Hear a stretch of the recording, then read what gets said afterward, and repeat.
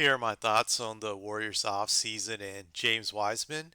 I would like to start off first talking about James Wiseman. He's only played in one summer league game so far, so there's not much you can say about him because it's a very tiny sample size, just basing it off of one game. So what he showed me in that one game though was that he's still very athletic. He still has hops. He's very spry. He's very quick. He looked really good in the game against the Spurs.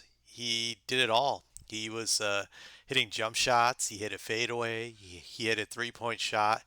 I think he had more than one dunk. He looked really, really good on the offensive end, and he also looked pretty good on the defensive end. He blocked quite a few shots, and he was just a great rim protector. He was able to intimidate a lot of guys from just driving into the paint on the Spurs side of it, and he was just great at rotating.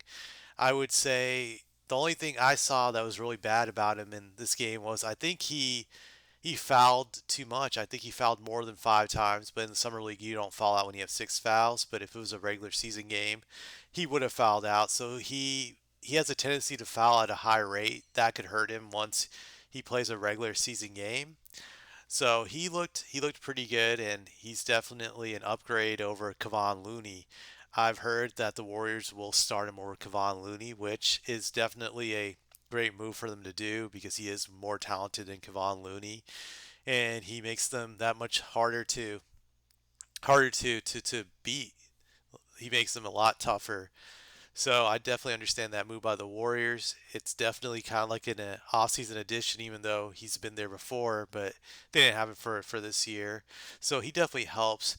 And when it comes to the Warriors off-season, they have lost some key parts to their championship team, losing Gary Payton II and Otto Porter. Those were two very good role players for them during their championship run. They made instant impacts off the bench during the playoffs. Otto Porter shot shot a high percentage during playoffs from 3-point range. It was well above 50%. So every time he came in there, he hit a few threes and it would energize them. Gary Payton too. He was great defensively. He made a huge impact on the defensive end, and you could feel it in a lot of these games. Just his ability to force turnovers and create havoc. Just he was the perfect role player for them off the bench. Obviously, they're gonna miss those two guys, but they might be able to offset those guys, with their young players.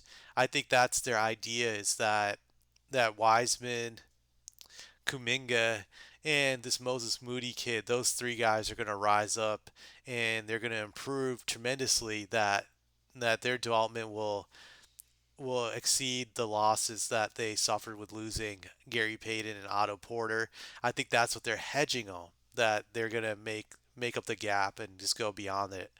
So that's the way they're viewing their off season. So time will tell. I think, unfortunately, and I say this because I'm a Warrior hater, so obviously I'm not a fan of the Warriors, but I think, unfortunately, the Warriors probably will be better off next year without those guys. But it all depends on whether Kuminga, Wiseman, and Moody can take that next step in their development and become reliable guys in a eight-man rotation. It seems like it's a given by the way they played in summer league, but that's not always the case. I've seen plenty of guys over the years dominate summer league, and then when it came to playing in the regular season, they were just a shell of what they showed during the summer league.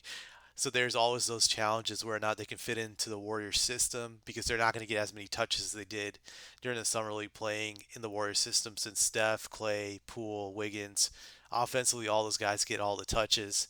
So I think that'll be a challenge for them to figure out how they can fit into that system and be productive and be effective, and also not get frustrated knowing that they're not going to get the type of touches they got in summer league. It'll be interesting to see how they adjust.